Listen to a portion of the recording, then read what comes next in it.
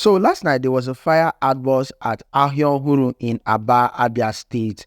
And yes, the governor responded immediately to the urgent call from the beautiful people of Aba.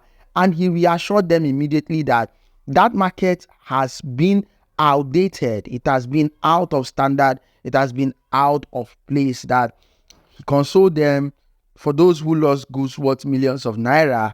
He had to console everybody and told them to relocate away from that place where they are going to build a befitting market, another befitting market for all the traders in that particular place before bringing all of them back. Anyway, the video is what I'm bringing to you here. A lot of you yesterday, I posted a video when he did a project inspection in Aba, were complaining that I did some of the clips. I could not allow him speak.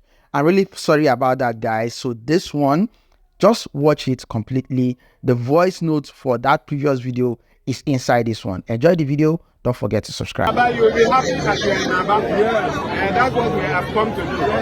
So the contractors are going to cooperate with you and cooperate with them. Yes. So that this place will be motorable once again.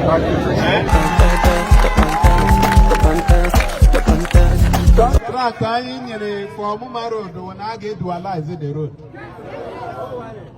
4 lanes.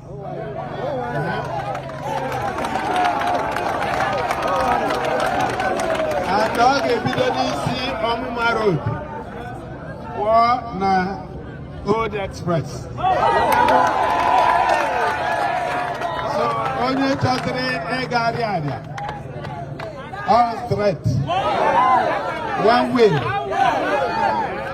We have got a disturb. I'm sure not to do Martin and Aria neighbor. Oh, my good guy did not know that. I am not the one who get Naka. Can you keep her back clean? And they are separated with their own being. So, you know, when he had it to fair to food. Yet, Yana Pina.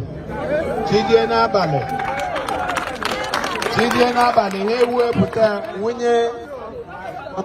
the sides of the road so that everywhere they clean. I thought and the Aba, Urundiana said, how would they do it? I wouldn't do it.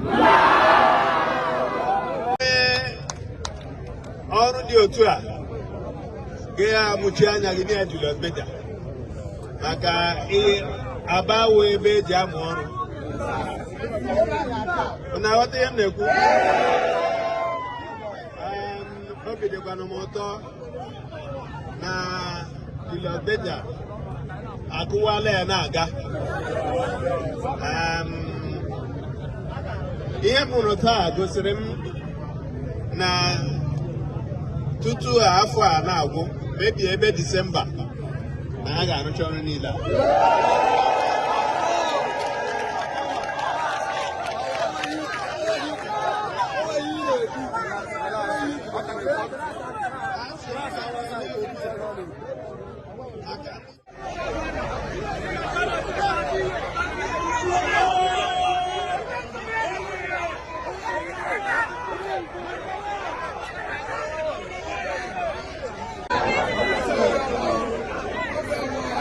When you finish, you go down.